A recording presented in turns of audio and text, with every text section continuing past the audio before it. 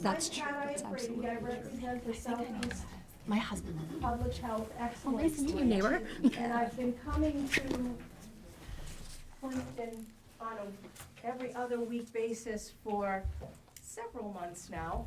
And I alternate between running a blood pressure and wellness clinic and an educational offering. And it came up as a topic that caregiving is a really hard job. And we wanted to be able to provide some information about how perhaps to make that a little bit easier, but also to honor the fact that there are caregivers in the room and the excellent job that they do and how difficult sometimes that can be. And so we have people today who are going to be able to share their expertise with you about how to be perhaps more efficient and safer caregiver. And we truly hope that that information will be helpful and beneficial to you. So I'm going to turn it over to Colleen Thompson. She's the Director of Elder Affairs for the town of Plympton. And she's going to keep us on the straight and narrow. We have a certain number of minutes for presentation. When we're all done, we'll give you a little break to grab another snack and something to drink, and then we'll have questions, comments, share anecdote time. Okay? So Pat asked me to be moderate today, and I'm thinking, geez, I'm like the most moderate person I know. And it dawned on me, she said moderator. I was like, oh, I have to talk to people. So anyway, Pat already did all the introductions. I am not particularly good at names. If they had brought their dogs and cats, I'd be able to introduce you by their dogs' names. But they will introduce themselves again as they speak. And please hold your questions to the end. There will be a Q&A time, I think Pat said. Hi, come on in. Sorry to interrupt. That's okay. Yeah. If you all got your goodie bags? There's goodie bags for you as well. I'm going to talk about caregiving in general. We didn't used to coin that phrase, you know. Caregiving is as old as families, and we didn't call it caregiving. We called it things like duty. You know, it was your duty to care for elders. Multi-generational households were the norm until the early 1950s, especially in the western part of our country. It was common for older people to move in with their children, or the elders remained in the family home and their adult children and grandchildren lived with them. There certainly were some agricultural factors that played a part in the need for this style of living. Nursing homes started to spring up in the 1960s. I would have thought it was earlier, but my data tells me 1960s is when they became popular and they became much more prevalent. Until then, elders were cared for as they aged at home. However, we have to stop and think about life expectancy, right? I do think Plympton has overrun the life expectancy part. I mean, in a good way, I mean that. In 1776, you were lucky if you reached age 35. That was shocking to me, and I checked it twice. The CDC says that the average life expectancy in 2022 is 76.4 years. So when I say we're beating the average here, that's the truth. It depends on where you live, however. If you live in Mississippi, you're screwed, because you're only going to live till you're 70 if you're average life expectancy in Mississippi.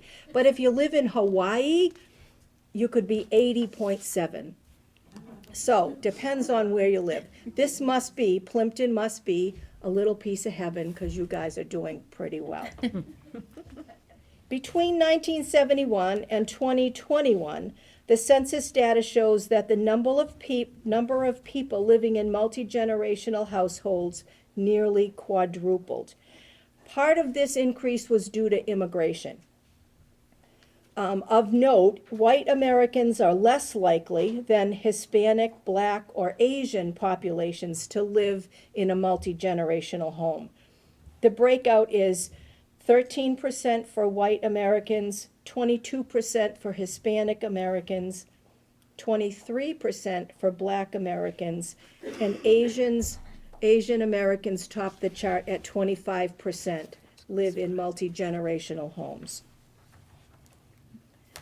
Now, these numbers rose after the financial crisis in 2007, 2008, and the reasons were both financial, not having enough affordable housing options, and also from an immigration point of view, policies impacted the necessity for multi-generational homes. There are pros and cons. The pros being financial benefits, perhaps dividing costs, social connections among generations, managing health issues. The cons can be conflicts about space or privacy, but the bottom line is families do what families have to do to be able to care and protect each other. Especially during World War II years, women left their homes to enter the workforce. The female labor force increased from 1948 to 2000 to 2000. In 1964, Title VII of the Civil Rights Act passed a prohibition against employment discrimination on the basis of race, color, religion, national origin, or sex. All of you guys remember that. More women again entered the workforce and utilized that Civil Rights Act to be employed. However, women did not meet the same wage standard as men. And have they? No. Economic downturn pushed more wives into the workforce in the 70s, leaving fewer care options to elders. Financial issues and inadequate staffing at long-term care facilities are prime reasons for elders aging in place. Often, this is a suboptimal situation.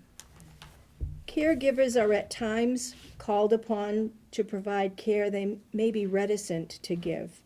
Caregivers become the fix-it person, the nurse, the pharmacist, the housekeeper, the house cleaner, the chef, and more. Of course, how many of those tasks did you already have on your plate? Some are tasks that they've been accustomed to doing, and some are new and daunting. When the person you care for requires procedures formally reserved for medical personnel, be sure that you have been well trained by the hospital, your doctor, your nurse, the Visiting Nurse Association. If you're unclear how to do something, ask for a refresher. Some tasks and procedures performed in the home setting today in the past were reserved for skilled care situations. Visiting nurse associations are excellent teachers. Take advantage of their services. Ask your healthcare provider for a referral. These services are short in nature because, remember, visiting nurse associations don't provide long-term care that's of a chronic nature unless someone has a skilled nursing need. And even then, they come in, they want to teach a caregiver or a family member how to do that procedure, and then they're out. Their services are complete. But they can come in and be sure that you are comfortable as the caregiver doing whatever needs to be done. They can help you to feel secure in your caregiver role. Friends and family members are free with advice, right? Everybody's got an opinion, and most often they'd like to share it. But you need to be sure that they're a good resource. I mean, if it's your neighbor that's a nurse, hopefully she knows what she's talking about. If it's your cousin twice removed who just has some comment to make, you might want to just shelf that. Other speakers will discuss self-care, but I can't stress enough the importance of taking care of yourself. Because without you, the person who requires your assistance is lost. Your own medical needs, your social needs, and your emotional or spiritual needs are incredibly important. Rally your supports before you actually need them. Know who to call if a crisis occurs. People are living at home with now, in today's society, with feeding tubes, with catheters, with complex dressings and procedures. Home services can provide hydration in some instances. People on chemotherapy are at home with medication administration pumps. We didn't see this 20 years ago, and you're in the middle of this now. Joint replacement patients can go home on the day of surgery, same day surgery now, having physical therapy services at home, and VNA, again, they're really only checking in. They're not going to be there on a daily basis. Keep in mind that medication regimens can be complicated.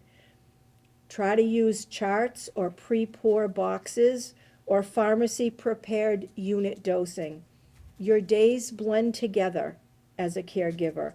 Without an aid type strategy, you can miss doses of medicines or, unfortunately, sometimes can give too much medicine, too many doses in a 24-hour period.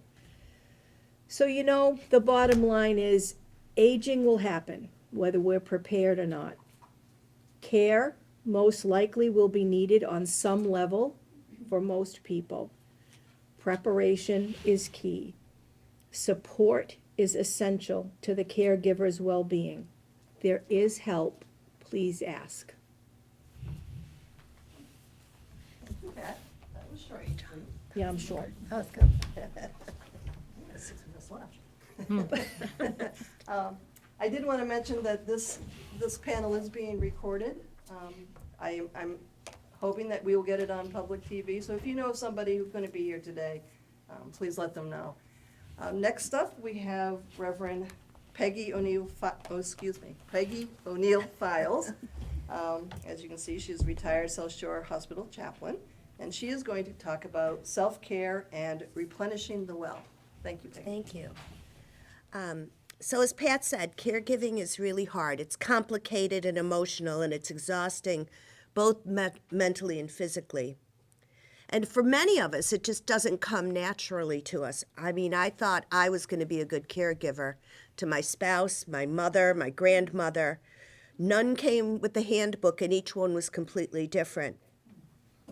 And as a chaplain, I was thinking so often, like, how can I be so good at my job and such a terrible caregiver at home? I had a lot of self-doubts and things like that. I remember one day my mother was in the hospital, and the nurse manager, who I knew quite well, came up to me and asked how was I doing, and I looked at her and I said, "Today I am officially the crazy daughter, so I'm sorry, I'm doing my best." To which she responded with a nice cup of tea. So I had to adapt the whole idea of no regrets. That doesn't mean that I won't look back and say in hindsight I would have, should have, or could have, but it just meant that I would have done things a little bit differently. But I can say at the time, in that given moment, I did the very best I could. But you don't know what you don't know. And as Pat was sort of saying, you have to ask a lot of questions, and sometimes you have to ask them more than once. And then you have to ask, can you say that to me in a different way? Because maybe you just didn't understand what was going on. Ask for help. One study says that unpaid caregivers report that positive activities in their days are reduced by over 27% as a result of their caregiving. So that's a big deal, that you're letting so many things that you enjoy, that replenish you, letting them go because you become very consumed in what you're offering. I want to clarify something for you, that stress is not a bad thing. Hear me out. Eustress is positive, and endocrinologist Hans Selvey said that stress can motivate you, energize you, and improve your performance. You know, sometimes my kids will say something about being so stressed, and I'm like, are you stressed or are you like excited or are you distressed? And I think that that can sometimes happen with us. We get kind of charged up and it helps us to get through something. That's not necessarily a bad kind of stress, so to speak. It's helping you to rally your energy when you really need to. It's distress that is the negative and unpleasant. That's what causes anxiety, a lack of coping and impatience, and that can really decrease your performance. I like to always think about, I always do this. Everybody do this with your hands, okay? And think mind, body, spirit. That's what needs to sort of come into alignment when you're thinking about something. The things that can affect your mind are the anxiety and depression, fear. I like to discern the well-regarded advice. I was told I had too much on my plate. And one of the people I was caring for told me that. And fortunately, I had someone else in their lives who said, yeah, and the biggest piece on her plate right now is you. So you better be nice to her. You can get overwhelmed or irritated, angry, sad, or even bored. And you might find yourself procrastinating things. You have these things that you have to take care of, but you just can't sit down and focus on them. And those are things that sometimes you should ask for some help. And then your body's tired. You might have aches and pains that you didn't have before. Lack of sleep or exercise. You're overeating or you're not eating enough. Your appearance. I mean, you just don't have time to go get your hair cut. Misuse of alcohol or drugs, overusing things that are not really in the long run going to be helpful for you. And then there's your spirit. Ever-changing routines really rattle us. It's hard to sort of get your pace if everything, like every day might be a crisis or every day something's changing for you. Your social interaction is probably lacking. You just don't get out with your friends or family members or come to an event like this because you just don't have the energy or the sort of the capacity to sort of take in more information. Your friendships might be failing because you can't be attentive to them. There's what's called existential or spiritual crisis. Those are the really big questions you ask yourself, or your person you're caring for might be asking you.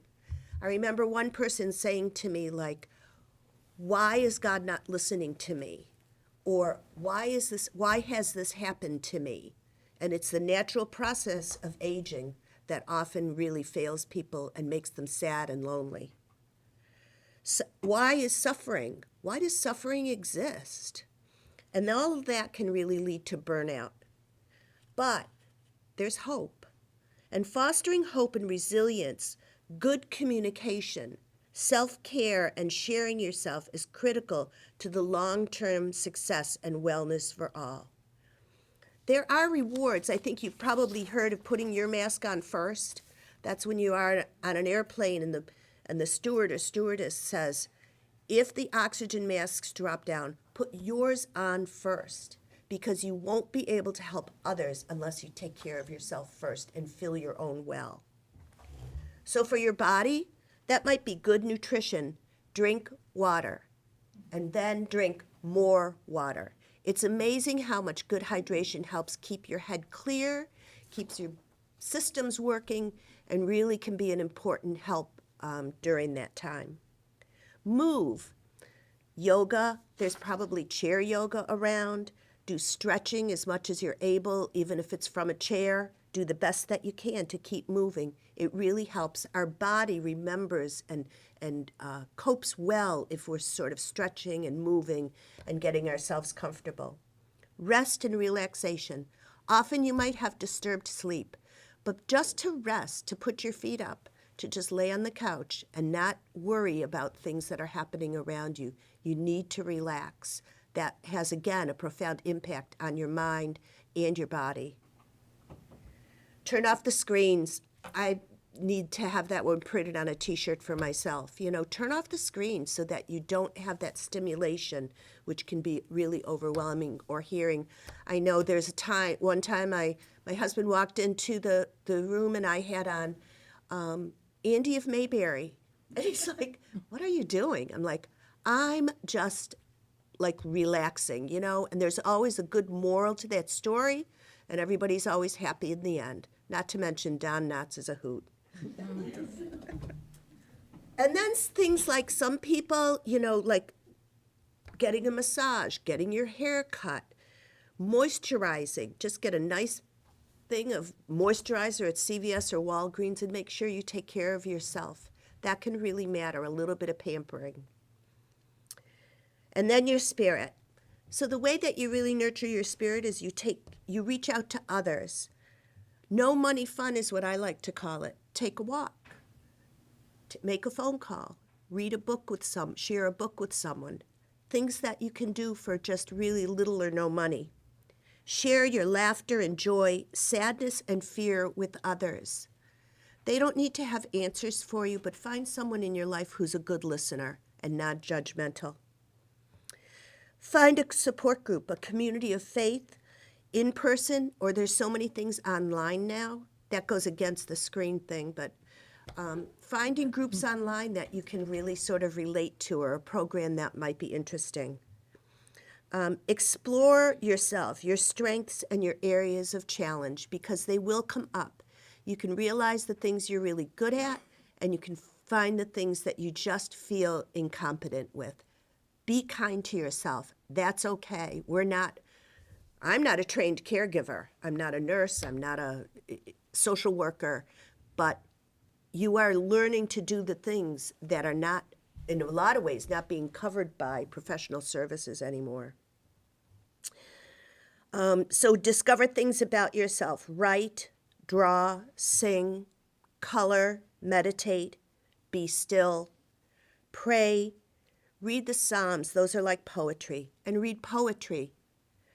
Give your life meaning, because you are a good person. My very favorite prayer that I always think about is Anne Lamott, who's one of my favorite authors, and she writes a prayer and it says, help me, thank you, thank you. I can't tell you how many times I've said that prayer. Self-care is not selfish.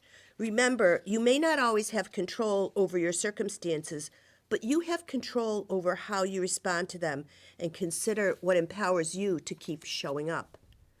When we're restored to our best self, we feel grounded and yet ready to feel compassionate. It's counterproductive to be self-judging or doubting. Remember, the golden rule goes both ways. Treat yourself the way that you would treat another. Research shows that compassion, and especially self-compassion, is replenishing and doesn't lead to burnout. It's actually restorative. We have the ability or the propensity to be in touch, aligned with our most sacred energy. It's liable to be tricking you up about thinking about the things that you're not able to do. Work on the things that you are able to do and those that you can do well, not only for the person you're caring for, but for yourself. You may get a sense of fulfillment and purpose. You might remember now a close relationship with the person you're providing care for. Ultimately, you'll have stories that really warm your heart and give you confidence that you did the best you could. Ask for help. And then the tricky part is accept the help. Because we're Yankees and we can do it ourselves and pull ourselves up our bootstraps. So when you ask for help, allow the quality of the workmanship. They may not fold your towels the way that you like them folded. It's okay. They still will work. Ask questions, I said that, and ask questions again. Have your questions fully answered. This is a good one. Is there anything else I need to know?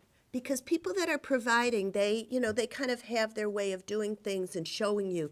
But is there anything else I need to know about this? Something I should be looking for or watching out for? Again, ask for help. Sometimes the best care is provided by someone else. Well, that's humbling, isn't it? That somebody else might be able to do something better than I can do it. And then I have just a little ditty about a toolbox. This is my own little bias here. Always have a Sharpie with you, because you never know when you might have to indicate whose belongings are in that bag or what you might need to mark or something. And I just found it like really helpful to have a Sharpie with me. And have a binder. It's really great to have everything on the computer, but I always had a binder. And in that, I had important documents that you're going to talk about, medication lists and things like that. Because when you're not at home or something, pulling it up on a phone or a computer might not always work well for you. Or they might say, oh, well, we'd like a copy of that. So you can pull it out of your binder and give them a copy of it. So those are really important things I found. And buy a good shredder. I can't tell you how many things I had to shred just so that they wouldn't end up someplace that was dangerous and information might be found. There's a lot of private information floating around these days, and I found a shredder to be invaluable. Doesn't have to be a pricey one. Do I have another minute? Yes, absolutely. Okay, great. So I sort of rambled through an awful lot of things, and I just want you to remember that, you know, we're all human and we all have our own faults. We have our great gifts that we have, and to just sort of have a little self-awareness of that, what that might be. I brought along a poem today. It's called Wild Geese. It's by Mary Oliver. I don't know if you know who Mary Oliver is, but she, you know, sometimes I just sit down and read that poetry and just am reminded of what, you know, is beautiful in our world. And this is what she says. You do not have to be good. You do not have to walk on your knees for 100 miles through the desert, repenting. You only have to let the soft animal of your body love what it loves. Tell me about your despair, yours, and I will tell you mine. Meanwhile, the world goes on. Meanwhile, the sun and the clear pebbles of the rain are moving across the landscapes, over the prairies and the deep trees, the mountains and the rivers. Meanwhile, the wild geese, high in the clear blue air, are heading home again. Whoever you are, no matter how lonely, the world offers itself to your imagination, calls to you like wild geese, harsh and exciting, over and over, announcing your place in the family of things. I wish each of you strength and courage and rest and wellness in your caregiving. Thank you. Thank you, Peggy. Next up, we have Glenda DeVincentis. Yeah, Thank I'm in you, the I wrong got seat, it. but And that's me. Glenda's from Old Colony Elder Services, and she'll be giving an overview of the services available. Hi, everybody. So I've worked at Old Colony Elder Services since 1989, and our services have grown immensely. And one of the things I'm hearing is that we have to accept help, and it's hard to accept help, especially if you're a born caregiver. So, so we put together, Karen and I, and Karen is not Rochelle. Rochelle wasn't able to come. We work as a team at Old Colony, so thank you, Karen, for being here with me to talk about our two main caregiver programs, which is the one that I oversee called Adult Family Care and the Family Caregiver Support Program. But before we talk about that, Could you please speak a little louder? It's actually easy. oh, okay. Does this work? Oh, I get two of them? Let's see. Let's see how that works. How's that? Is that better? No. And that doesn't actually broadcast in the room, that's for the recording. Oh. Okay. Oh, I can speak louder. Let me see. So I've worked at Old Colony for a long time, and we have a lot of services that are available. And if our services aren't available, then we can give you referrals. And this is something that we've been doing since 1974. We put together a packet of information with the information from our website with our 19 programs. And if you don't have one, there are some up front. And you don't need it while I speak, but I just want to call your attention to the fact that we've listed all our programs with a snapshot in a packet of information for you. We are one of I think 25 aging service access points in the state, and we all do pretty much the same thing or can refer you to whoever does whatever you're looking for. So you can call our agency in the intake department at any time and get information for yourself, for someone you're caring for, or just general information with an elder issue. And we are very happy to refer you to other agencies if we can't help you. But I want to call your attention to the fact that we have over 19 programs. Since I've been working there in 1989, we've developed several programs to help caregivers. So if you're a caregiver and you need help for your loved one, one of the programs that we wanted to tell you about today is Adult Family Care. And I am the program manager for that program. We're helping about 130 families right now whose loved one is on Mass Health, and they are receiving 24/7 care from someone at home. And what we do is we send in nurses or care managers, sometimes both in the same month, to help the caregiver understand how you can help your loved one even better. Because as you know, our speakers have said, it's hard to be a caregiver. Maybe even like when I'm a social worker, but when my husband gets sick, I'm gonna need help because it's gonna be different for him. But anyways, we have professional people at Old Colony. We have RNs and we have care managers who visit you and your loved one at home, and we also pay you a tax-free stipend depending on what type of care you're providing to your loved one.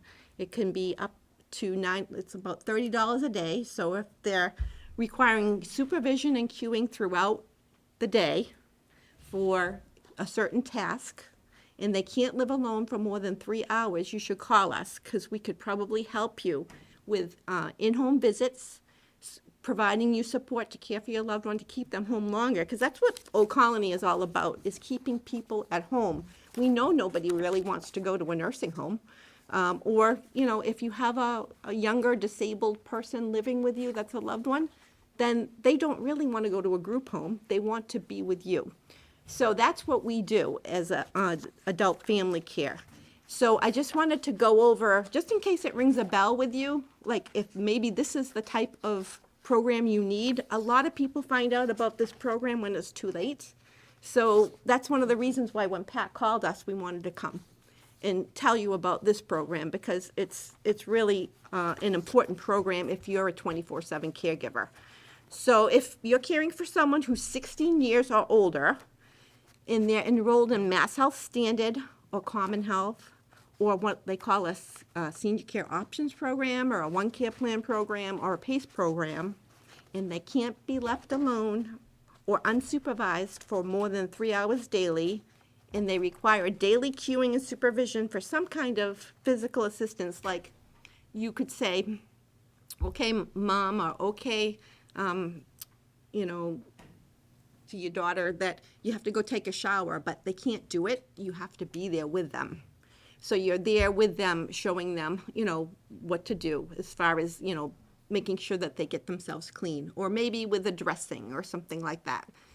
Those are a couple of very common things that we qualify someone for to have this program.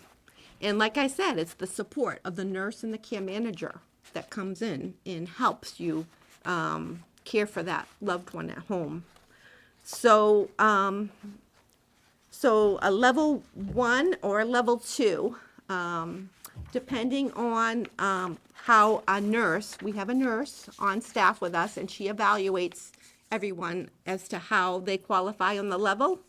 And we send that to Mass Health, and Mass Health tells us if they're a level 1 or a level 2. So, and then if someone has like a behavior, like if your loved one has dementia and you have to make sure that they don't wander, that's something that could qualify as one of the tasks that qualifies for a level 2, which is about $1,700 a month tax-free stipend to help you. Because a lot of people who are caring for someone at home can't work anymore.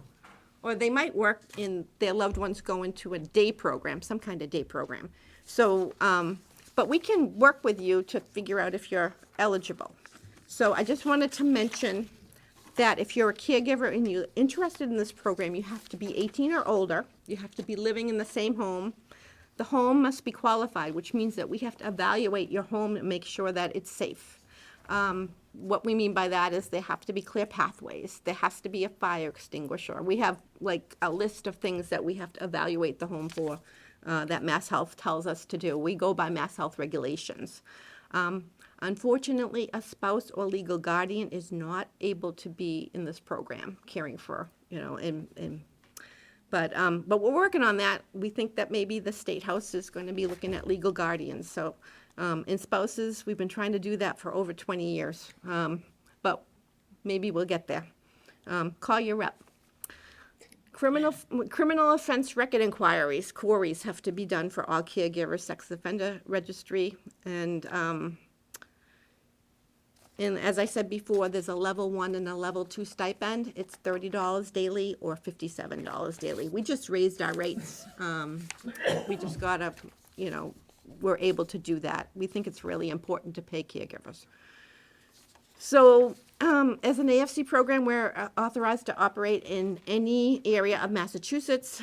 But for our program, we've chosen to serve consumers in the greater in all the ASAP towns that Old Colony covers, which includes Plympton, Marshfield, Middleborough, Pembroke, Plymouth, Plympton, Rockland, all the way to Stoughton, down to Abington, Wareham. So there's 23 towns that we cover, plus we go beyond that because we're a Mass Health contracted program. And we even do the town of Bourne. So AFCs can go beyond the ASAP service area. So that's adult family care. The other program that sometimes if adult family care is not right, there's something called the personal care attendant program, which we can make referrals for. We don't have one right now, but our intake and referral specialists are very capable of giving you general information and giving you referrals. So if you're looking for something and you're not sure what it is, call us. You probably know about Meals on Wheels. That's one of our premier programs. We work with the councils on aging, or the councils on aging provide them to the town. And then we have home care, which is someone who needs like personal care services. If someone needs help with the bathing and you're not able to do it, we can evaluate to see if someone's eligible for that type of service. We do have we overseen by the Executive Office of Elder Affairs, so we have to go by their eligibility criteria. But like I said, if for some reason the person is not able to get the service through us, we do give referrals. So please call us. We're here to help you as a caregiver, and we're here to help your loved one. And we also are no wrong door. That means that we work with the under 60 population and agencies through the Aging Disability Service Consortium. We work with other like independent living centers. We work with other ASAPs like Bristol Elder Services. We're local to in the Taunton area in the South Shore Elder Services. We don't want you to call us and for us to say we can't help you. We want to help you. So I think I probably used up my time, and I want to give time to Karen to talk about the Family Caregiver Support Program. Thank you, Linda. You're welcome. My first question is, how many people here are actually caregivers? Good. And who are here being cared for? So perfect. So at the Old Colony Elder Services, we cater just to the caregivers, where we have, you're eligible if you're 18 years and older, and we also have a program for grandparents who are caring for grandchildren up to 18 years old. In our program, we recognize caregivers that no one signed up to be a caregiver. Sometimes it was just handed to you on Christmas. And we take it because of the love we have for the person we're about to care for or been caring for. And it's hard.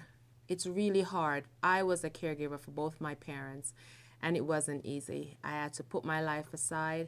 I couldn't do anything. I couldn't go anywhere. Couldn't go on vacation. That was, what's vacation?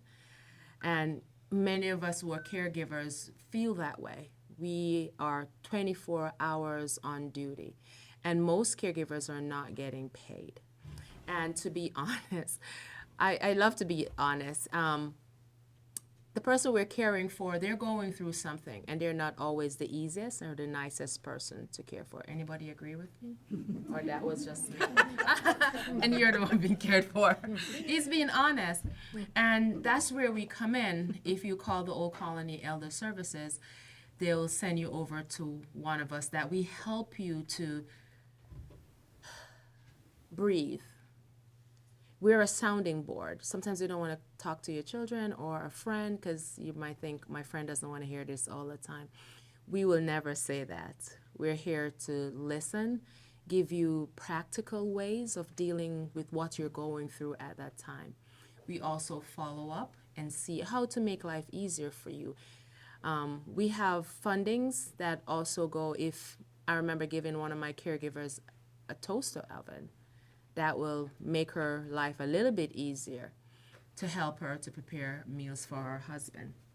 And the caregiving role has increased since 2015 from 43.5 million to 2020 to 53 million caregivers in the US. And I spoke about the grandparents raising grandchildren. Because of the opioid, what's going on, many grandparents are now caring for their grandchildren. We also cater for them as well. And for those who are caring for someone with chronic disease.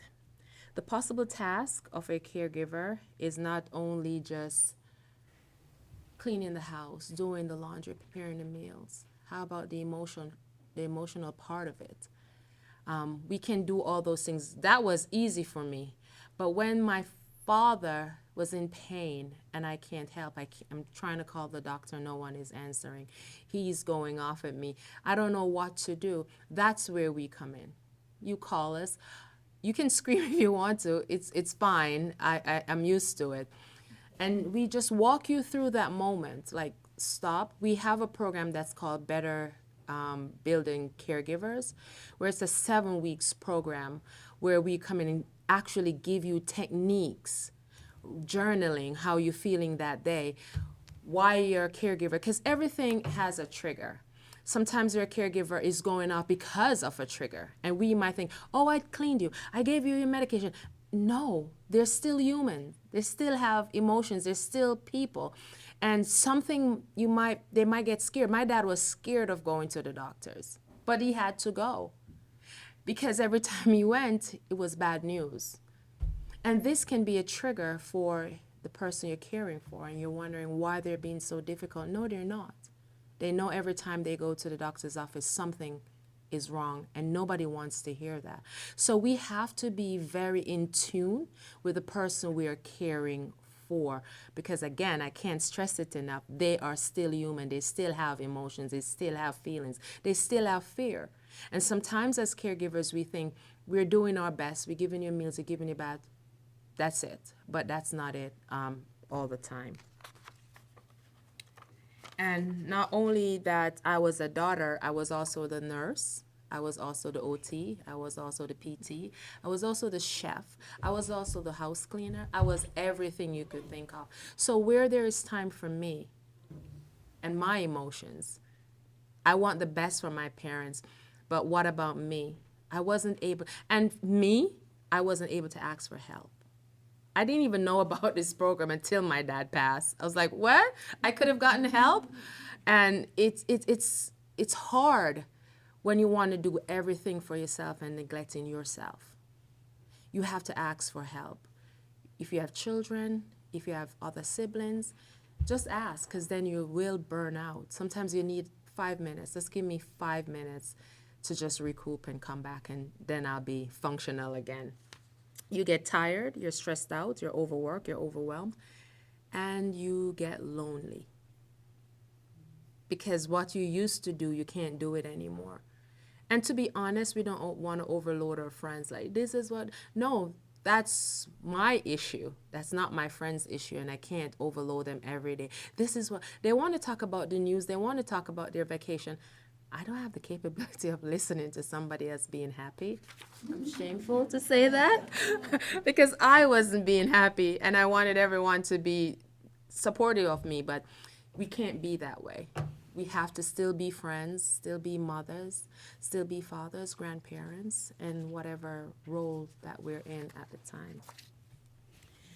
At Old Colony, we have a support group for dementia every Tuesday, second Tuesday of the month, and every fourth Friday of the month. It's via Zoom with Alan Johnson. Once you're registered in our program, we send over the information to Alan if you're interested in Zoom. And it's a space facilitated by Alan, who is a licensed case manager, that you are comfortable. Because one of the ladies said before, no cases are the same. And it's a space you can hear from other caregivers who are treating or caring for someone with dementia or memory loss.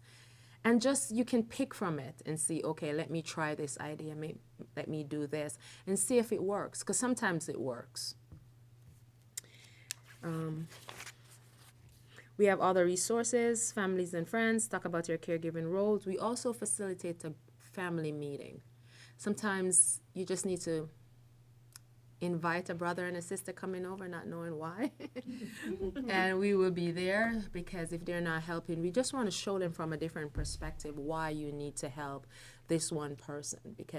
And we also give the caregivers tools. God forbid something should happen. Who would care for the person you're caring for?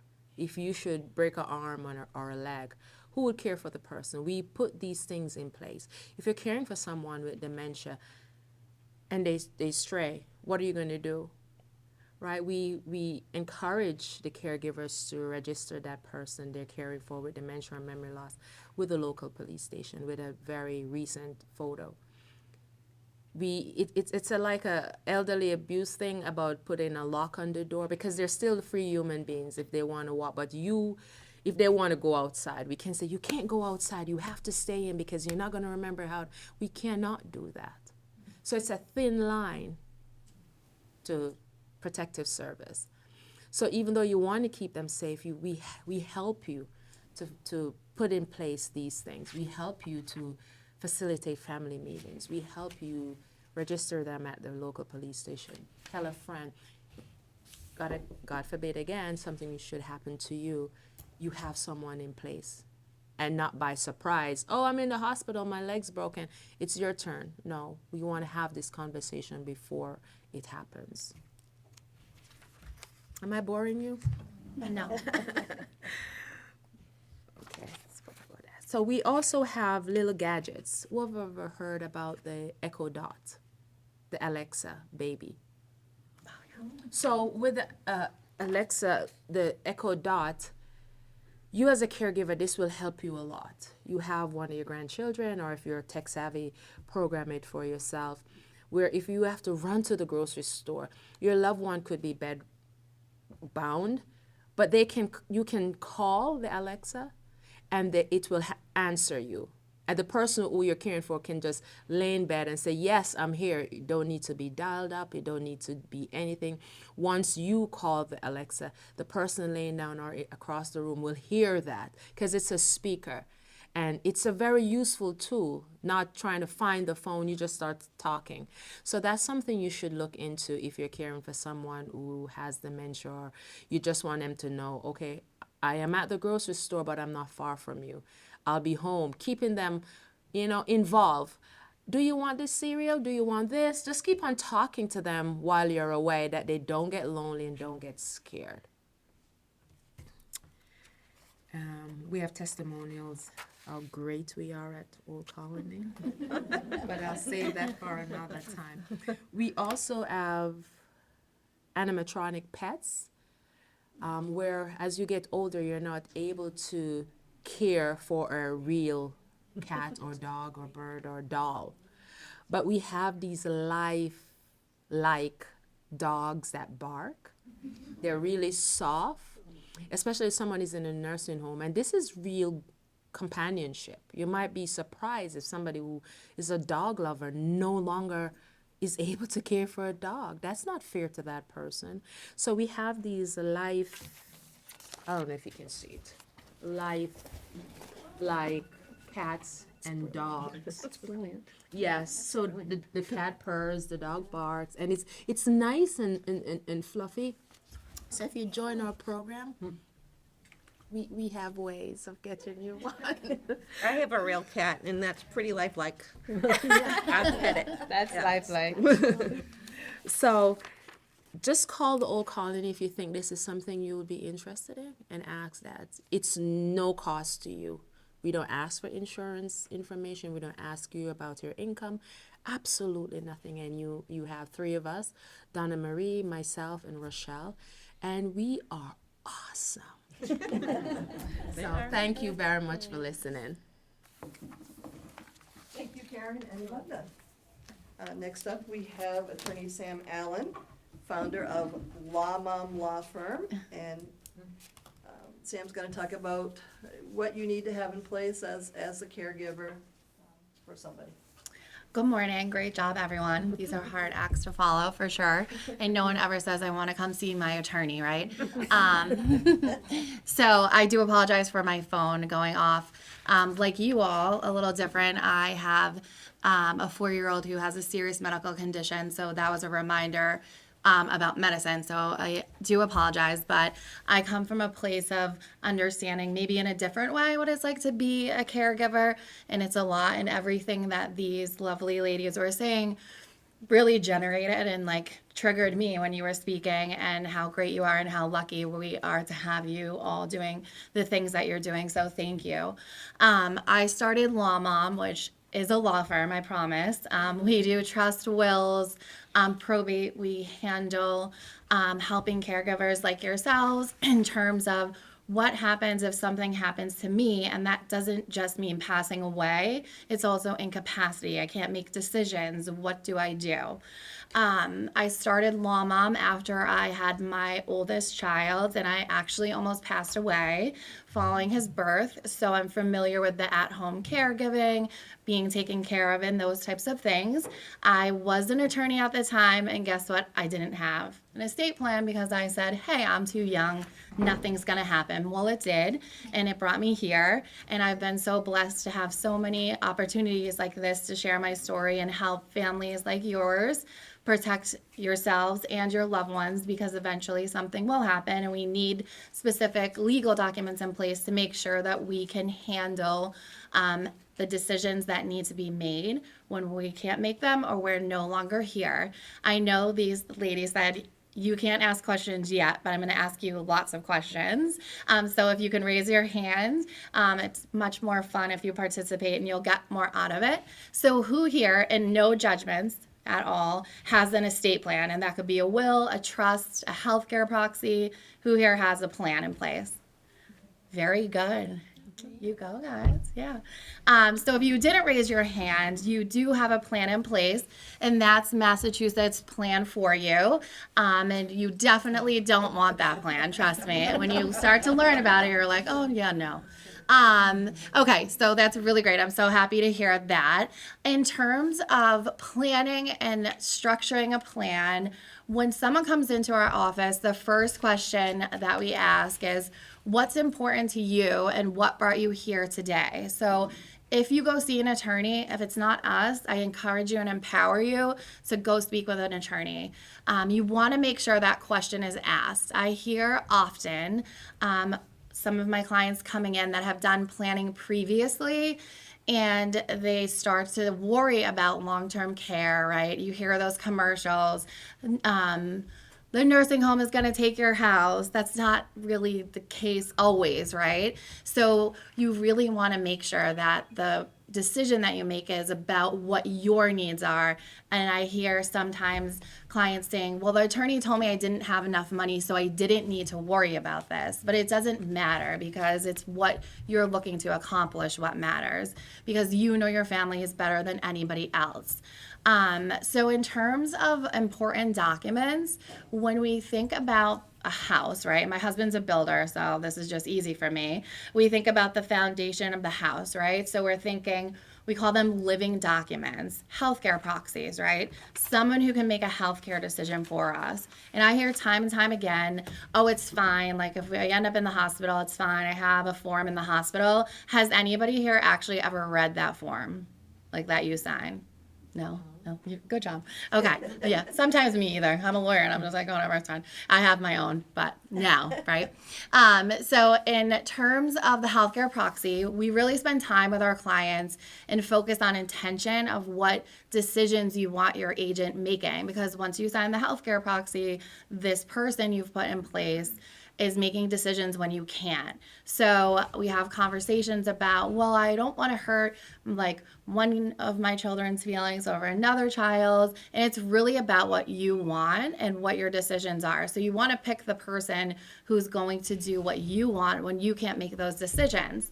And also a HIPAA, right? So the communication tool to be able to speak to providers and to get medical records when we need them, but a person named in a HIPAA cannot make decisions for you. They can get medical information about you. And those documents are really important. If you pass away without certain documents in place, and say you have a life insurance policy, right? And the life insurance agency you're using requests medical records and you don't have those documents in place, it's very difficult to get medical records over, right, to the agency to get that money that your loved one has left behind for you to take care of you when they're no longer here.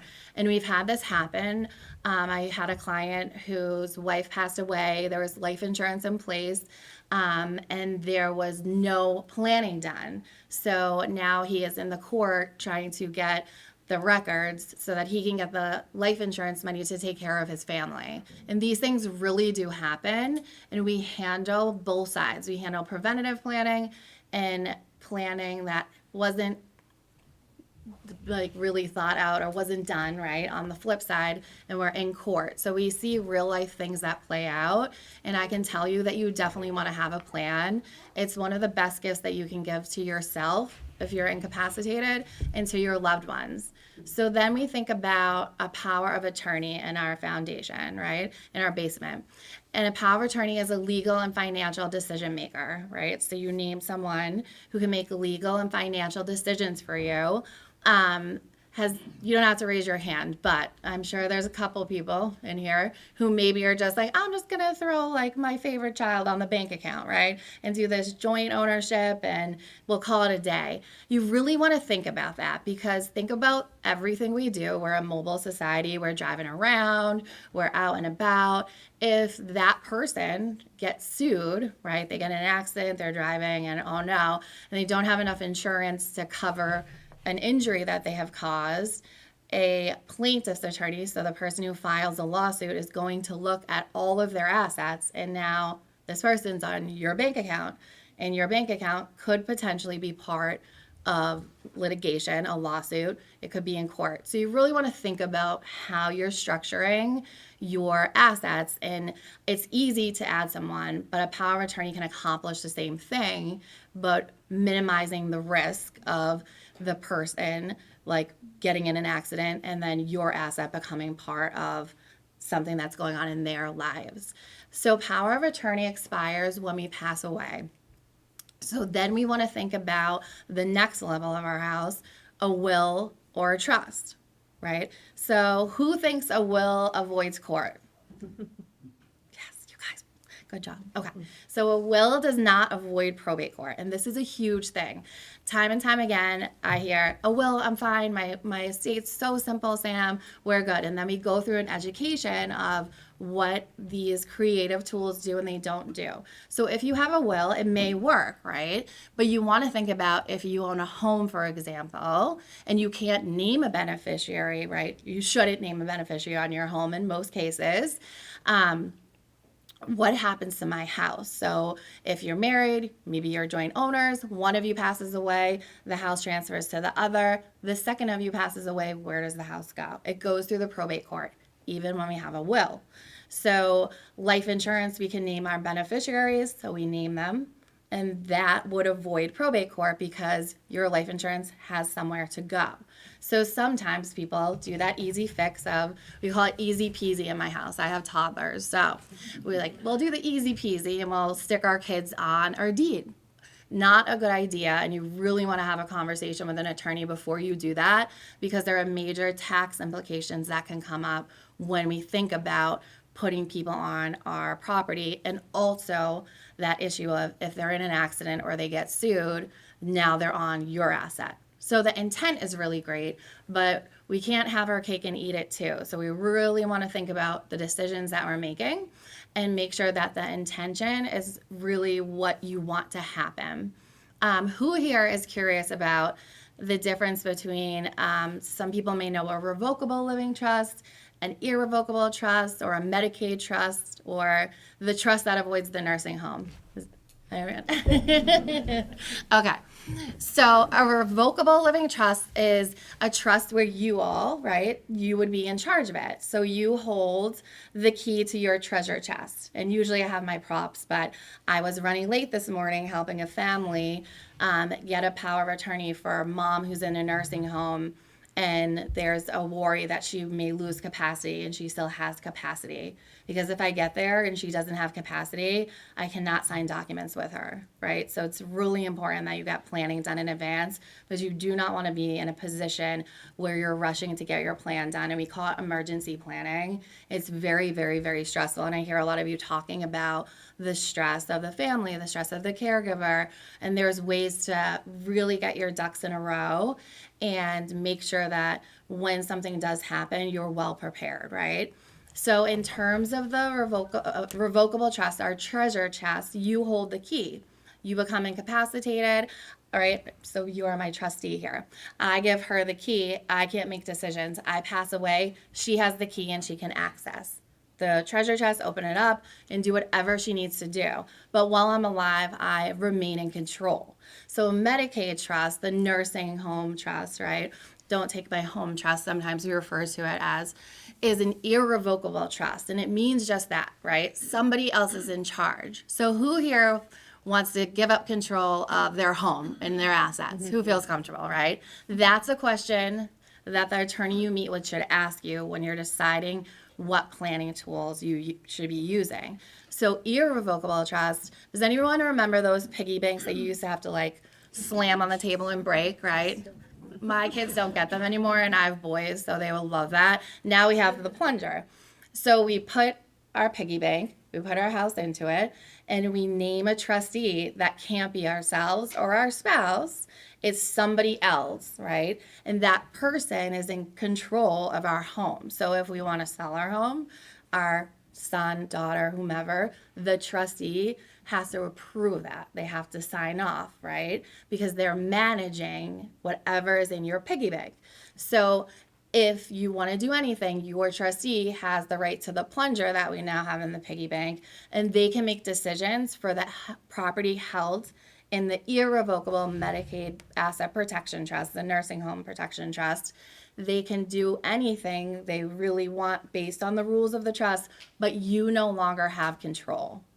Does that make sense? So revocable, I have control over my treasure chest with the key. Irrevocable, my piggy bank, somebody else is in control of whatever assets I put into that piggy bank. So those are really things you want to think about, how comfortable you are with giving up control. But I encourage you to really think about the healthcare proxy, the power of attorney, the type of structure you want when you pass away. So the power of attorney ends when you pass away. If you don't have proper planning and preventative planning in place, and there's no one else name to take over your accounts, like a bank account, when you pass away, it becomes frozen. So your family has to go to the probate court to get access to that. If you don't have a power of attorney and you need to make decisions and you hit a wall, a judge will need to make a decision that you, caregiver, can make the decision for your loved ones. So you can avoid the court and a stranger, right, making decisions for you by properly planning in advance. Who here ever thinks about a legacy? Like, some people think I'm cuckoo when I'm like, do you have a legacy? Is there a story you want to leave behind? Anyone that you're like, I really want my kids to remember me for this? Yeah. So I have this really funny story about a client who came in because legacy is just as important. When my grandma passed away, I had a voicemail, and it probably sounds weird to some people, but this voicemail of her, and I kept it. And I remember, like, she just left a really funny voicemail, and I played it for my cousins, and they're like, we wish we had that on our phones. And I got to spend some time with her in Florida before she passed away. And I wish that I wrote down all the stories that she told, that her and my grandfather were bickering about who had a milk account and who got the milk delivery back in the day. And they're from Carver, which is right around the corner. So they were just really cool stories. And we share her legacy and her passion for special needs education, and we have a big special needs division for planning at our law firm. So it's super important to me. But a client came in and was telling me a story about how she wanted to like leave this recipe, and it was in a book. And her family cooked a roast every year for their holiday tradition, and every year they cut off the ends of the roast. And so this woman gets married, and her husband's like, why do you cut off the ends of the roast? She's like, I don't know, that's what my family always did. So she went back and asked her family, why do they cut off the ends of the roast? Well, way back when, her like great grandma or whatever had a tiny stove, so the roast wouldn't fit in it, and so they cut off the ends of the roast, like put it in the oven. So that was the story, right? And those things are really funny. And I can tell you, when we're dealing with the other side of the, like if someone has a plan or they don't have a plan, we handle the probate, the trust admin, dealing with passing away. Those stories that come up really make a difference. Some of our clients leave their family videos, leave them stories, and different things. And it's really, really cool to see the family that's so upset coming in to deal with the affairs after someone passes away. And you're like, I had this, like this person left this for you, or this person left a video for you. And it really changes the whole like after effect, right? Even if it's for a little while, they have something that's left behind for them, because estate planning is more than just money, right? It's more than just leaving things behind. There are stories that we have of loved ones that we've lost. So really think about your legacy planning too, because it definitely makes a huge difference for your family and the long run. So thank you guys so much. And I'm here to answer questions, and I hope you go and find an attorney. If you don't come to us and ask us questions, please tell them about the treasure chest and the piggy bank and see what they say, because they'll be like, that law mom lady is losing her mind. But you'll remember now what the differences are. So thank you, and I hope you have a great day. Thanks, Sam. And last but not least, we have Nancy Mendelson, who's going to share her recent caregiving experiences. Thank you. Good morning, and I feel like I'm on the stand here. It says writer, producer, communications consultant. That's what I do. But the last few years of my life have been caregiver, housekeeper, breadwinner. And my husband passed away in July, so I may get teary, I may not, but it's still a little here. But I will say I have learned that attitude is everything. And I'm going to share a joke. There's a word in it that may be shocking to you, but I have to use it because it just makes the point perfectly. And I actually drew my strength from the punchline of this joke. There are parents of twins.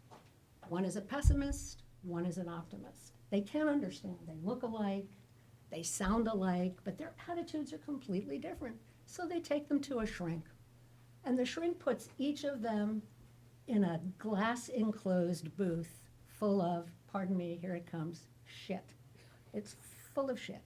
And they look, and the pessimist is sitting there. They're observing him. The pessimist is sitting there, and he's going, oh, this is life. Everything is just crap. Everything is just, yeah, of course. This is my life. This is my lot in life. Everything just sucks. Then they go and they look at the optimist, and he's flinging stuff around, and he's happy, and he's like, what are you so happy about? And he says, with all this shit, there's got to be a pony here somewhere. and that is my attitude, because I have been, as I'm sure every caregiver has, been heaped upon stuff you can't even imagine. You don't know it's coming, you don't know what to expect. When you love someone and you care for someone and you take the oath, it's not the oath, what is it, when you take your vows, it was like the oath, I promise. You know, when I did that, I was in it. And I knew full well when my husband and I married about 27 years ago, he was from Australia and I was in New York City, and we met online on the last day of our 10-day free trial on Match.com. And that was the beginning of this extraordinary partnership. We got to know each other from the inside out. He ended up moving here, not here, but to New York. And he told me when we got together, I come with a whole laundry list of medical issues. For a young man, I guess about 49, at that time it was young. And we were both 49 and married before. And he had had several heart attacks. He had had polio as a child. He had had bypass surgery. He had had a stroke. He lost his ability to speak. He lost his ability to move. And he fought his way back. He didn't look like Crocodile Dundee, but he was. That's not a knife. This is a knife. Australian tough guy, and also a tender-hearted, very sweet and smart man. So he moves here, and we make our life together, and so it begins. First year, heart attack. We meet this wonderful cardiologist on the operating table. And just to give you a sense of my husband, they're putting nitroglycerin under his tongue. How is the pain, Tom? How is the pain? How do you quantify pain? No, 1 to 10, Tom, and I'm standing there, 1 to 10. How's the pain? But how do you really quantify pain? How do you really qualify pain? And I'm thinking, okay, well, we'd only been married a year yet.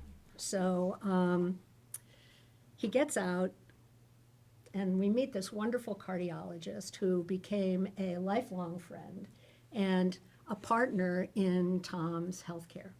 And he has told me many, many times that it is very important for the patient to be proactive in their healthcare. Many people just go to the doctor and want the doctor to do everything, but Tom was really proactive, and I was as proactive as he was. I was learning. I was taking my cues from him because no one knew his body better than he did. Right. After everything he had been through, every nuance. I mean, I thought one night I was having a heart attack because it turned out not to be, but he said, well, nope, let's go to the hospital, let's go find out. And it turned out to be gas, but that's how it presents itself, and that's how heart conditions can present themselves in women. So over the years, that was just the tip of the iceberg, and the polio he had as a child started to play out in his joints. And as people living in New York City were big walkers, he didn't walk that well. I walked everywhere, but it started to wear on his joints. So there were knee replacements, there were hip replacements, there was a broken ankle where he had to have a cage put on his leg with pins going through it. And I'm at the hospital and I'm going, wow, how do you care for that? Well, Nancy, we're going to teach you how to do that. And if you don't care for it correctly, it could result in an infection and he could lose his leg. I'm paying attention. I am really paying attention. And so I learned how to clean the pins on the leg every day for 3 months. And then the next thing, he falls and cuts his leg on a rusty something and ends up with an infection where they think in the hospital he's having necrotizing fasciitis and he's going to have his leg amputated. And so we get through that. I mean, we just managed to get through everything because I'm thinking there's a pony, I know there's a pony here somewhere. And so what happens as a result of that is that he gets lymphedema in one of his legs. So I then have to learn how to do a lymphedema wrap. And I'm in, I'm up for a challenge. And I love this man, and I'm gonna take very good care of him. And so we continue on and then he rallies again. And then I can't even remember what happened after that. But then he decides that New York he just doesn't want to be there anymore. It's not good for his health. It's very hard for someone with diminished mobility to navigate those streets. And it's either we move to Tasmania or to Florida. And I thought, well, I would pick Tasmania over Florida, but I'm not going that far away. Is there a compromise? And I had been coming up, I had a client here in Plympton, of all places, and I had been reverse commuting once a month for 4 years. And you may know Dr. Mark Russo and Kimberly Russo at Just Right Farm. I was working with Kimberly on her farm and got to know Mark Russo. And Tom came up, and he and Mark became friends, and we just fell in love with this area, and we decided, well, let's look up here. He really loved it. It's very similar. It's very similar to Australia. The water, the whole South Shore is very similar to Australia. So he felt very at home here. And we moved here about 5 years ago. It'll be 5 years in December. And I had spent most of my life in New York and navigated the medical system. And he lived there as well with me and navigated it as well. But here we are moving to a new state and wanting to understand how he could have the best possible care. And it was very challenging. It was very challenging to get doctors. It was very challenging to get appointments.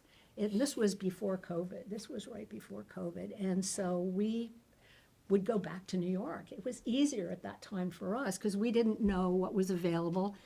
I didn't know it. Fortunately, and thank God, I live across the street from Pat Iafredi, who moved in it was her house anyway, but when did you move there? How long had we been there? Like 3 years, 2 years? It'll be 3 years in Yeah. January. So thank goodness that friend Pat, nurse Pat, and husband Paul became wonderful friends and a tremendous resource of knowledge here, because otherwise we had no idea. We had no idea what to do, where to go. Mark Russo would recommend people, and that was very helpful to have that network. But Tom didn't feel comfortable, and he would drive every 3 or 4 months back to New York to see his doctor. That was working out until about a year ago, September, when he was diagnosed with esophageal cancer, which kind of changed everything. And what I learned from that is that specialists are great. But he used his cardiologist as his only doctor. And so everything was being seen through the lens of his heart. It was his heart first. And so if he wasn't feeling well, or if his breathing was off, or if his stomach was off or something, it must be his heart. And in this case, it was not. And so, So he had esophageal cancer. We looked around for the best place for treatment. He started treatment, and going into this, my biggest concern had always been his heart, because he had a pacemaker defibrillator. He had 33% capacity in his heart. How is this man going to withstand chemotherapy? But he did, and he did for a long time. But then I started to not have a good feeling about how he was being cared for. I did not know. All I knew was that everything in my gut was telling me to speak up and say something. I was not that educated in cancer and chemo and how it plays out. I had friends that had gone through it.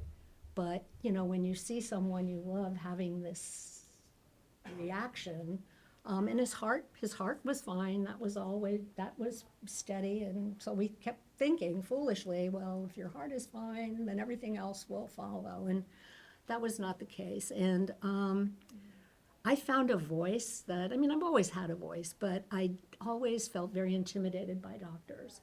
And I always felt, well, they know better. And I thought, you know what, in this case, you may know the protocol, but you don't know my husband. You don't know what he's been through. You're not even asking those questions. So I got very mouthy and started asking these questions. And what about this? And what about that? And how about that? And we never really got good answers. And so I was starting to lose my faith in this particular facility. And came Tom's 10th treatment, and I had a really bad feeling. I had a bad feeling because he was just so weak. And so even though we both committed ourselves to laughing at least once, laughing, I will say, I'm jumping around, but laughing is really important, and having a sense of humor. Just because things seem dark, take the win. I mean, there's always something to be happy about, no matter how dark it looks. And so we go for his 10th treatment, and some of the nurses before had thought, you know, he's probably not gonna, I would be surprised if he had it, because I think his counts will be too low. And so I was shocked when the doctor said, oh no, his numbers are okay, he can have a treatment. And I thought, really? He said, why are you surprised? I said, look at him. Look at him. And he said, Tom, do you want to have the treatment? And Tom just wanted to get it over with. And he said, yes. And I said, please don't. I really don't feel good about this. And they went ahead, and 2 days later, he ended up in the hospital with pneumonia, with blood clots on his lungs. And that set off a whole litany of hospital visits. And I thought, okay, well, I listened to my gut, I trusted my gut, I was right. But while we were in the hospital at Plymouth BID, I asked a wonderful nurse, is it possible to transfer treatment? Because I thought, we're not going back there. We're just not going back there. And so we were able to transfer his treatment, but he was already, you know, it was really not going in a good direction. And but he still had a sense of humor, and I still had mine. And I hadn't had a haircut in a year and a half. I just my hair was so nasty, but it was back in the front. But I did things for myself. I also did things for myself because I always knew that you have to put the mask on. Definitely put a mask on. And he had to have a procedure. He had a stent put in his esophagus. He lost 80 pounds. He couldn't eat. He was, it was just really rough. And there were times that I would go into the woods and I would scream. And I would scream and I'd go, just get it out, move forward, talk to, you know, I had done a video. Years earlier for a hospice hospital in New York, and I had dreaded doing that video. And by the time I came out, after having talked to the doctors and the nurses and the people who worked in the kitchen and all of the people that cared for these cancer patients, it was the most and the chaplain, it was the most life-affirming experience I ever had. And so when things were getting bad, I was able to draw on some of the lessons I learned doing that video, which is, you know, if it's a man, you know, and they're not feeling well, shave them, care for them, give them a haircut. Just because somebody's feeling crappy doesn't mean, I think you said, that they're not alive, that they don't have feelings, that they don't want to feel cared for. So I learned how to cut hair. I got a haircut thing. I started cutting Tom's hair. I shaved him, and he would feel better, and I would see the results of that. And one of the doctors said, just be present, hold his hand, like show him that you love him. And that was something we did every day of our lives. We told each other we loved each other every day, and I will be eternally grateful that I did that. And when he did pass, and I believe he actually was feeling better. He was about to come home the next day. He was eating for the first time in a long time. I left him at the hospital. The doctor said, well, if you keep doing this well, if you keep doing this well, you can go home tomorrow. And so, great. We kiss each other goodbye. I get home. We always used to send each other heart emoji, heart emoji. I got the emoji. He got his emoji. A half hour later, I got a call that he dropped dead. And it was a shock, not a surprise, but a shock. And yet, I knew he had chosen that time. I knew somewhere he had made the decision while he was on an upswing. He was a very twinkly guy. You remember him, Pat. He had a very big twinkle, and he had lost his twinkle for a while, but he got his twinkle back. And I was reeling, and had I not had my good friend Pat Iafredi, just like, well, what do I do now? I'm in a strange place. Where do I go? What do I do? And Pat came over. She hooked me up with a funeral home. I go into what's called production mode, having been a producer, and anytime there's a crisis, I just go into it, and I don't give a lot of thought to myself. It's just all this stuff has to get done. But now that I'm a little distanced from it, one of the other things I learned is that there's a difference between reacting to shock, which I found myself doing after he passed, because every night about 7:30, I would find myself back in that phone call and that shock, and I thought, wait a minute. I'm reacting to shock. This is very different than being sad. This is very different than grieving. I don't have to go back to that place in order to grieve, in order to be sad, in order to move forward. And what I found is that I am living my life, and while grief is a big part of it, it is not all of it. And even when you're caregiving, grief and sadness and darkness is not all of it. There is something in a day, every day, that you can laugh about, that you can smile about, that you can share a story with, that, with someone, that you can, so the biggest takeaway for me is that attitude is everything. And there is a pony. It may not be the pony you wanted, but it's, we started this expression, because you were saying, like, every time you went to the doctor, it was bad news, and they didn't want to go to the doctor. Well, there was good news, there was bad news, but there was also good news. Okay, that's down, and that's terrible, but that's okay. And so we just started saying, take the win. And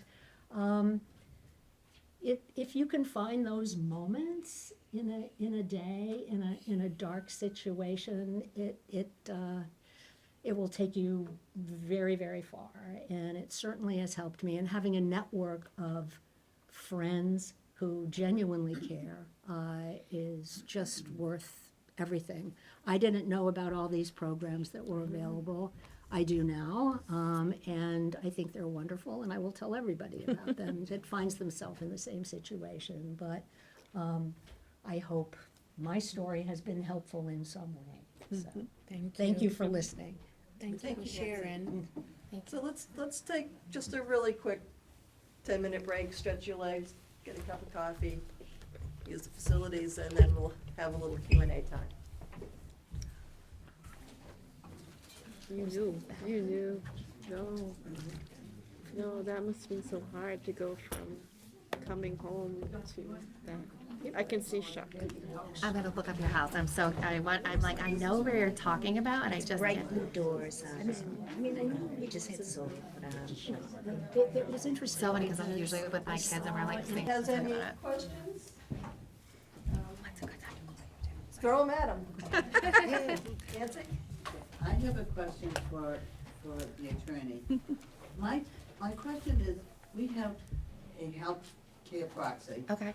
but my husband goes to a doctor in Weymouth, he goes to a doctor in Kingston, and he has several different doctors, and goes to different hospitals. How can we be sure that all the hospitals have all this information?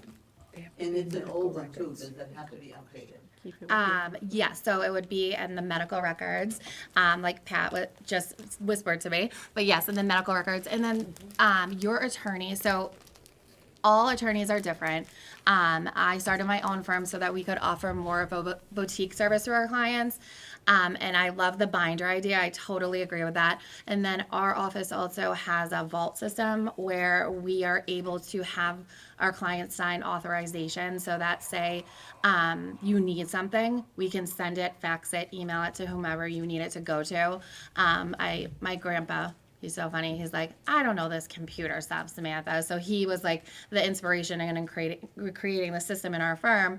But you should definitely give the updated copies to each provider, but also have the relationship with your attorney to be like, if I'm in an emergency situation, how do these documents get to the people that I need? It's really important. You should be able to call your attorney. Now, this is dependent on like what you signed on for in your plan, but that's a service that we have at our firm. But yes, you want to give the copy, the most recent copy, to your team and your medical records. To everybody? They should be able to access it on like, now you see them with the doctors with iPads. Yeah, it should be in the medical record within each facility that you participate in your care. But I have to say that there can be a disconnect. For example, recently we did this talk about healthcare proxies and the MOLST form, and what someone said to me was, unfortunately, I've had to go to the emergency room 3 times, and every time I go there, they give me another healthcare proxy and ask me to fill it out. The point is, in the admission process, the processing process, there's a place where that person should be checking yes, that the healthcare proxy is already done and in medical records, instead of it coming up as no, which is when they're handing out another one. So you can check with medical records in the facilities that you utilize, whether it's the VA or Beth Israel Plymouth. It's a phone call to medical records. Is my healthcare proxy there? And if not, I can help you to be sure that it gets where it needs to go. Cape Cod Hospital, because that's my most recent hospital experience, had an initiative a few years ago where they were so intent upon being sure that healthcare proxies were where they needed to be. They had an initiative where all you had to do was notify the hospital that you were coming, and a medical records person met you at the door. They took your healthcare proxy, they copied it, they brought it back to you, and it was a mission for them to be sure that people's documents were where they should be. I'm sure that that's not happening every place, and it certainly may not be happening at all. But my point is, if you call the facilities that you use religiously and you check with medical records, you can either mail them, fax them, or deliver a copy and be sure that it's in your medical record. Thank you. So just a follow-up on that, the healthcare proxy does not expire? Again, No. actually at Cape Cod Hospital, I had one for my brother, and I was told, well, this is 3 years old, you need to do a new one. No, there is no expiration date and someone's blowing smoke up your skirt. They don't wear skirts. And if you read your HIPAA, right, so in our office HIPAA, we have, after you pass away, it's 2 years for the life insurance story that I talked about, so that we can pull medical records or the people names, we can have access so that if we need to use medical records for life insurance, for example, we are able to do that. But yeah, it is funny. Someone's definitely, yeah, it's a myth, right? So I would say that sometimes after it's so many years, maybe there's been a decline, or maybe there's been a decision that you would have made when you were 40 versus when you're 70. So there may be things that you would want to change on it.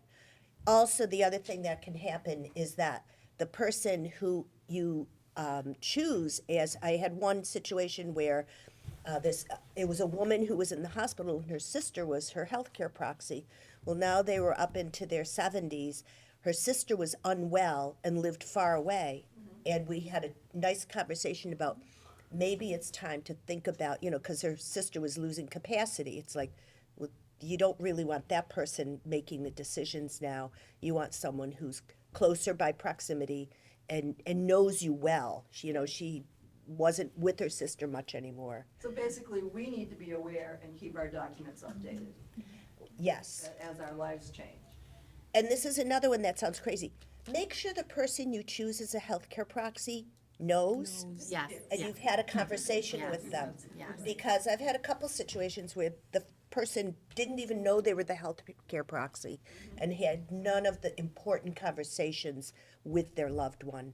It's really important. It's most important to get the document. It's very important to have a conversation with them. There's a series of there's different types, but one that comes to mind for me is called 5 Wishes. And it's this little packet that you sit down and go through 5 significant questions or issues with your healthcare proxy. If under this condition, would I want to have a feeding tube or would I not want to have a feeding tube? Or would I want to have, would I want to be resuscitated or not? But in this document, it gives you scenarios and questions to ask and topics for discussion so that people aren't being blindsided. And in fact, in the original document, the healthcare proxy that you designated didn't even have to sign the document. Right. Now, there's a newer generation form and you do have to sign. And all of those topics and discussions are simply that. The healthcare proxy doesn't delineate what your advance directive is.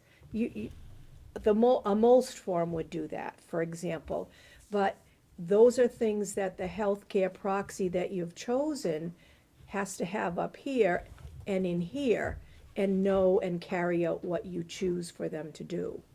In that old colony, we have in our healthy living program, we do have a program which goes over what we call honoring choices.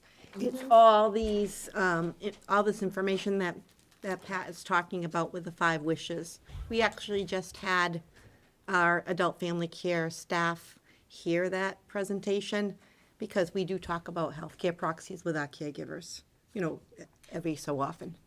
Not How do you get that 5?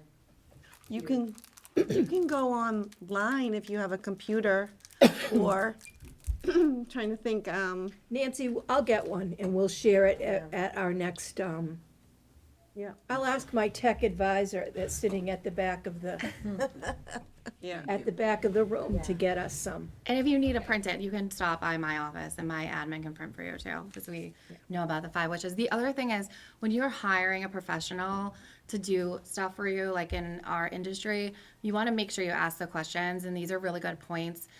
So our planning structures, our clients come back for the trust that you're in control of, the revocable trust, every 3 years, complimentary. We want to see you every 3 years. It's like a check-in at the doctor's, but obviously you go there more. If you need to see us more than the 3 years, you can come in, but it allows us to have that open conversation with people that are changing, like what's going on? Do you want to update these documents? And it's really just a check-in to make sure that everything's in order so that your plan will work how it's supposed to. And then with our piggy bank, that your revocable trust clients, we meet with them every year complimentary as part of our package. So those are some questions you want to ask when you're interviewing professionals, like how often do I meet with you? How do these documents get updated? What is like the structure of your plan? What does it include? Because the price might be less, might be inexpensive, but then in the long run, your documents aren't getting updated. And you also want to make sure you're naming multiple people, like with your healthcare proxy, name your first agent, your second agent, your third agent, so you have backup. So if one passes away or doesn't want to do the job or has no idea what you want, there's a backup so that we're not panicking, being like, you don't have capacity, what do we do now, right? And we have to figure it out. So those are really intentional planning tools that we use. So those questions are very, very important. And your professional should be very like open with you about what your plan includes. Yeah, question of Colony. Medicare Advantage. I see ads on TV all the time. Call here, call there, and I don't dare call. It's open Really, I'm enrollment. afraid if I call and don't do it, they're gonna harass me on the telephone about doing it. Yeah. I have Medicare and I have Med-X. And it's expensive, no question. But is Medicare Advantage, can I really save money or am I not gonna? That's such a complicated question. I don't know if Plympton has the Shine program. So we share the Shine agent in Middleborough. So on the back of your newsletter, there's a phone number for that person. They are so well-versed, Irv, in how to, So that's the person. who set choices. up the meeting. All right. And I actually have to do that myself. I don't trust them, they're only on the TV stuff too. Well, I'm turning 65 and I keep getting stuff in the mail. You should see it. I had it like this thick. You see, sometimes there's no monthly fee or anything. I can't believe, nothing's free. You're smart to be skeptical, but Shine is has a great reputation. All right. So also for Old Colony, does Old Colony run the ombudsman program?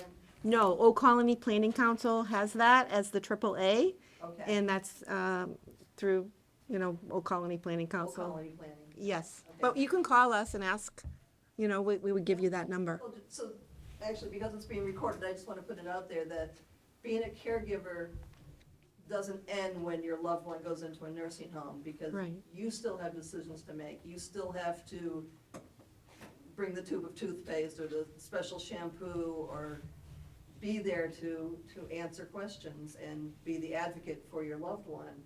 And there is a program to help you with that, which is the ombudsman program. It should be posted at nursing homes, is my understanding, but, It is, but it's often a Oh. little tiny sign on a bulletin board that yeah. you walk by. In the back hall, Yeah. around the corner, Yes. yeah, She would like to ask a question. Dot, yeah. When you make a will with an attorney, does the attorney put that on file anywhere? Is it put in records with the state or the county or something?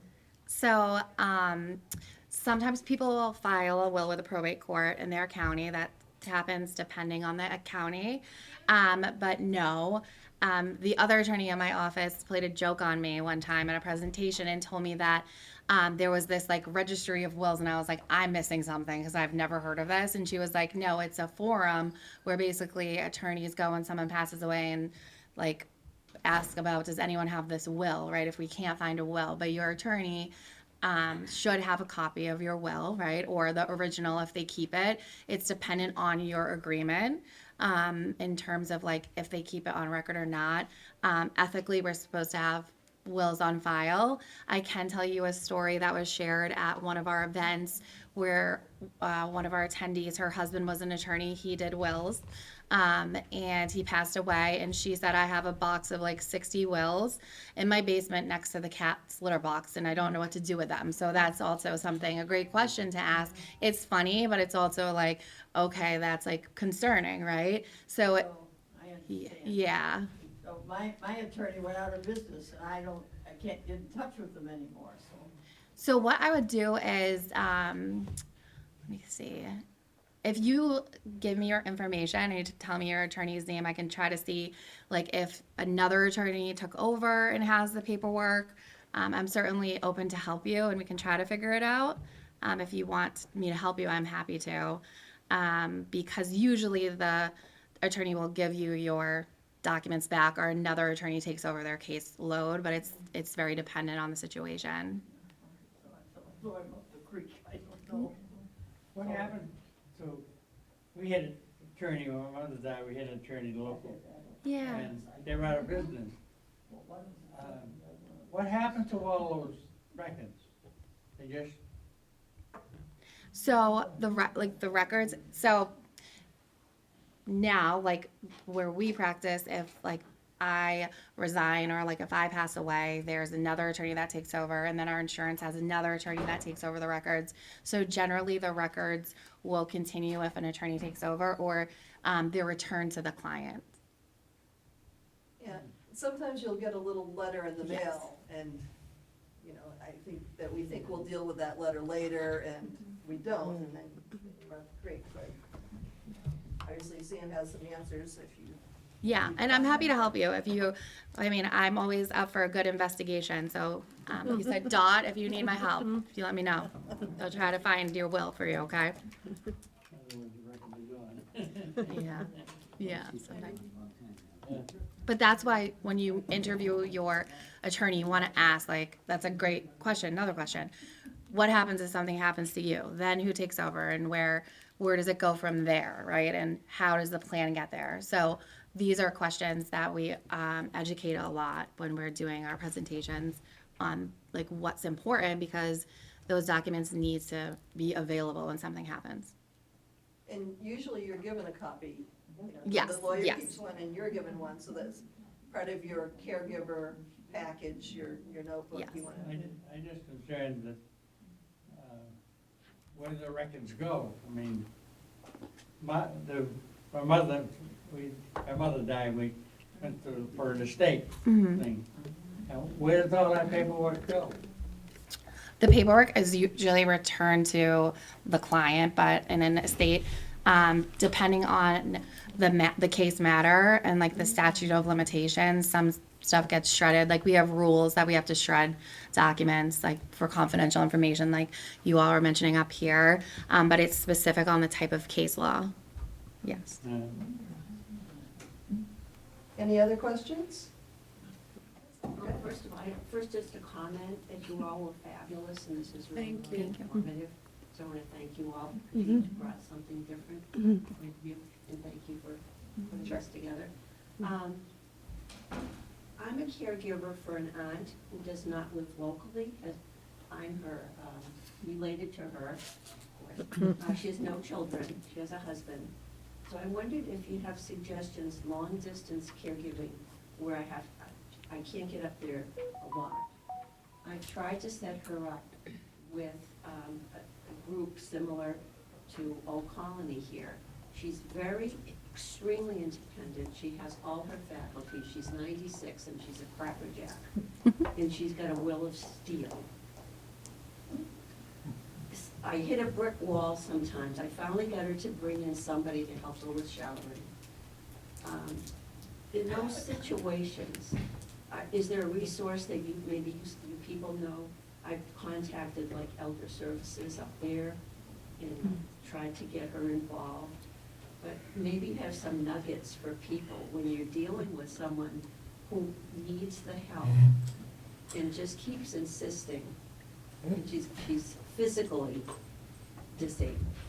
There's a physical issue to it. I remember I was saying to you that she's still a human being and she still have her choice. So if she doesn't want it, you can't force her into it.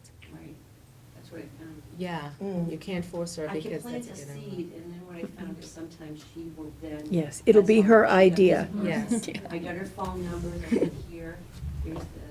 But it's been a real eye opener, because the aunt I've known for decades and decades is suddenly like, whoa. Because she doesn't have control over her life. Couple, like I was sharing with Karen, that sometimes what I find is if you start to get to a place where it's getting a little tense, you know, I would say, you know what, this conversation is getting a little uncomfortable, so you know what, you think about it and we'll talk about it again, you know, and just sort of do it that way. Does she belong to a community of faith? Not really, no. Okay, She has 'cause- a good social network. Okay.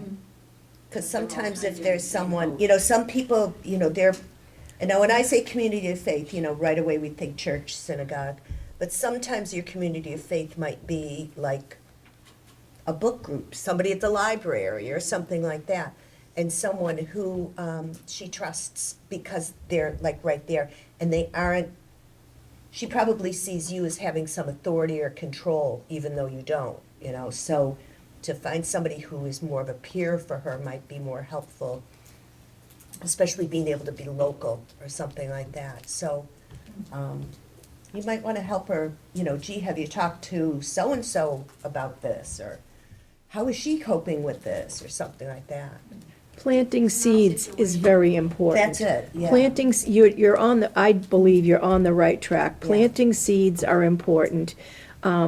You give some information, you step back a little bit, and oftentimes it becomes their idea, and, oh yes, I think we can do this. The other thing is, do you have any connection with her primary care person? Has she ever allowed that? Because you can certainly give them, under HIPAA, you can't ask for ask for information, but you can share information. You can say, you know, I'm a little concerned about her navigating or her ability to carry out certain tasks of daily living. So maybe on her next appointment or at that wellness, you know, that wellness visit you get every year, it may be that primary care person can address some of those issues from their point of view. And then it's not you butting heads with your aunt. But under HIPAA, you can give information. You just can't always get information. This is a suggestion. It's kind of a yin and yang, because on one hand, she'll tell me all the things she wants me to do when she passes. Well, you're gonna have to do this, and you're gonna have to do that, and you're gonna have to do that. But on the other hand, like you said, I said to her the other day, I said, I don't really know who your new doctor's gonna be. Would that be a good piece of information for me to have? And she thought about it, she said, yes. Then it would kind of stop there. That's a real interesting learning curve. Our human nature is to want to get things all settled and tied up with a bow and be all organized. But it's so much of a like information and then sitting back and then a little more information and sitting back and just sort of giving people time to sort of let it be their idea. Yeah. That's a good point, thank you. And like Rochelle said, she can make her own decisions, but if you are concerned about the decisions she's making, you can report a concern to the local No, elder. It's more of a situation of how much I'm feeling like I'm inadequate in the knowledge I have should something happen. Like we've talked about her attorney, and I have her attorney information, that there's gaps that I'm beginning to realize. Well, because she's guarding all of her information, and she's maintaining power. It's a horrible thing to give up power. And so it becomes an issue of, is there a way for you to share the power?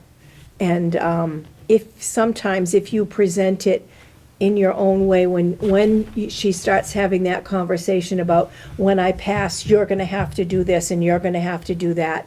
And so maybe that's the key to say, but you know, I don't feel like I know all those places I should be calling or notifying. Can we write all that information down? And you may find that she gives you more than you're actually asking for at that point. But it's tricky about how you present it. And I think that the sharing comes from when she starts telling you what you're gonna have to do, she needs to give you some tools to do it. And maybe that will help. She's given me some, but there's a lot of blanks. Yeah. Especially with the legal end. Yeah, and nobody wants to lose control, and nobody wants to be a burden, and losing control is very scary. And like our friend here, Nancy, said, she was, partnering with her loved one to help him make the decisions, that he actually ultimately made in his life. Anything else? Thank you. Thank you, this was wonderful, very helpful, and you can watch yourself on television. My kids will love that. Thank you all for coming. We do 4 and 2. Was it a We do joke? the TikTok.